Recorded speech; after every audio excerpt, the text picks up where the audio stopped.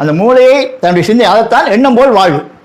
நாம் எதுவாக எண்ணுவோமோ அதுவாக்கப்படுவோம். அப்போ அந்த எண்ணம் சரியான விதை விதைத்தால் ஒரு மரத்தை நாங்கள் விதைத்து நீரூற்றுவது போல் எங்களை அறிவு தேடலும் தெளிவும், அந்த தேடலும் தெளிவும் ஒழுங்காக அமைந்தால் அவரை பொறுத்தவரை பரிபூர்ணமான மனநிலையை அடையலாம். அதற்கு அறிவியலும் உதவி செய்கின்றது, ஆன்மீகமும் உதவி செய்கின்றது.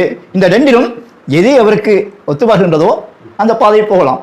ஆன்மீகவாதிகள் சொன்னால் அவர்கள் அந்த இறைவனை நம்பி இவர் இந்த தெய்வம் எங்களுக்கு துணையாக இருக்கிறான்னு சொல்லி போகலாம். அறிவியலாக இருந்தால் இயற்கை வழியிலே, இயற்கை எங்களுக்கு இதை உணர்த்துகிறது, இயற்கையின் செயல்பாட்டுக்கு வாழ்வோம் என்றால் அதுக்கு நாங்கள் வர்க்க பேதங்களாக பிரித்து அறிவியல் தான் எங்களை வாழ வைக்கும், ஆன்மீகம் தான் வாழ வைக்கும் என்று என்பதை விட அவர்கள் சார்ந்த இந்த கொள்கை அவர்களுக்கு ஏற்புடையதாக இருக்கிறதோ. ஏன்னால் மறுப்புக்கூடிய கொள்கையை வைத்திருந்தால் மனம் அப்படியே தத்தளிக்கும், சிந்திக்கிற திறன் குறையும். அப்போ முதலில் எண்ணத்தை வலுவாக உருவாக்கி அந்த எண்ணத்தின் செயல்பாடுகள் வரும்பொழுது எங்களுக்கு 96 தத்துவங்கள் சொல்வாங்க. பின்னர் தனித்தனியாக அந்த விளக்கங்கள் கொடுக்கலாம்.